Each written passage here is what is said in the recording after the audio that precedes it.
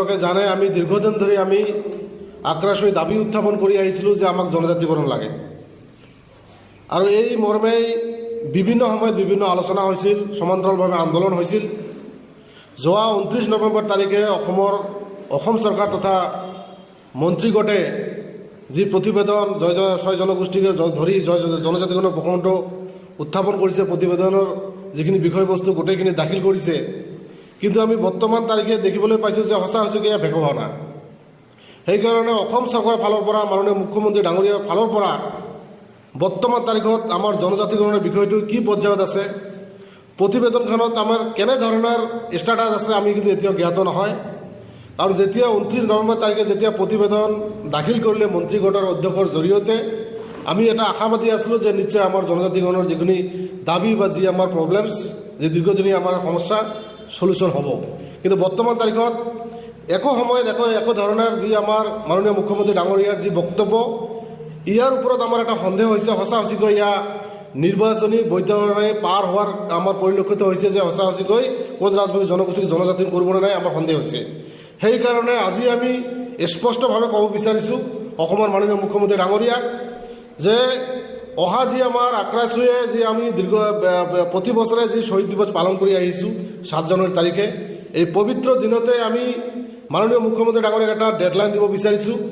অহা 7 জানুৱাৰীৰ ভিতৰত যদি কোচ ৰাজবংশী জনগোষ্ঠীৰ জনজাতিকৰণ যিখন প্ৰতিবেদন, ইয়াৰ ওপৰত যদি সম্পূৰ্ণভাৱে যদি ৰাজহুৱা বা আমাৰ লগত কোনো এটা পজিটিভলি ডিছকাছ কৰা নহয়, কি পৰ্যায়ত আছে কি পৰ্যায়ত নাই, যদি আমি পজিটিভ এটা ডিছকাছ নহয়, নিশ্চয়কৈ আমি যি আমাৰ গণতান্ত্ৰিকভাৱে যি আন্দোলন আছে অহা 9 জানুৱাৰী তাৰিখে আমাৰ অসম বন্ধ 12 ঘণ্টীয়া অসম বন্ধ কাৰ্যসূচী আজি ঘোষণা কৰা হ'ল।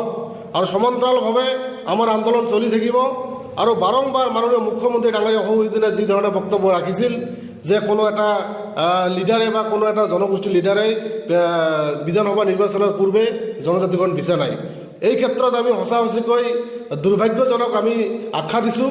কাৰণ আমি বাৰম্বাৰ দাবী উত্থাপন কৰা অহাৰ পিছতো আজি মাননীয় মুখ্যমন্ত্ৰী ডাঙৰীয়াৰ কাৰ লগত আলোচনা কৰিলে, কোন নেতাই মাননীয় মুখ্যমন্ত্ৰী ডাঙৰীয়াক কৈছে যে 2026 চনৰ বিধানসভা নিৰ্বাচনৰ পূৰ্বে জনজাতিকৰণ লাগে।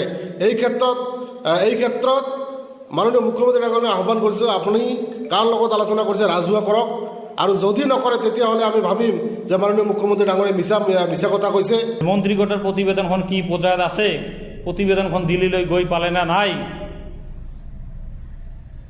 এইটো বিষয় লৈ জনজাতিকৰণৰ বিষয় লৈ কেন্দ্ৰৰ লগত কথা পাতিলে নে নাই, এইবিলাক কথা আমি অসম চৰকাৰৰ ফালৰ পৰা স্পষ্টীকৰণ বিচাৰিছোঁ।